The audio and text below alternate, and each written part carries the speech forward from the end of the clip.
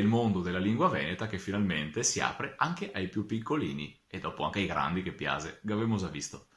Territorialità e tradizioni partendo dai più piccoli. È pensato per loro questo nuovo progetto editoriale, Le mie prime 99 parole in veneto, un manuale che ha l'ambizione di entrare in pianta stabile all'interno delle scuole per poter sensibilizzare i bambini sull'importanza culturale dei dialetti.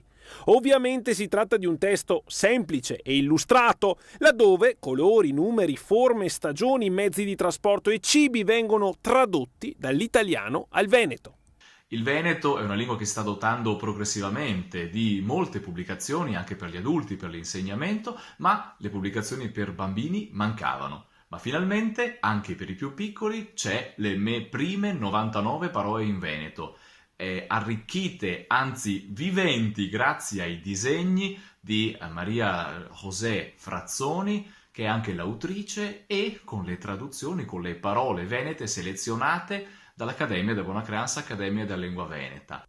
Tale progetto è pensato come un vero e proprio viaggio alla scoperta della lingua veneta e verrà proposto agli istituti di tutto il territorio regionale.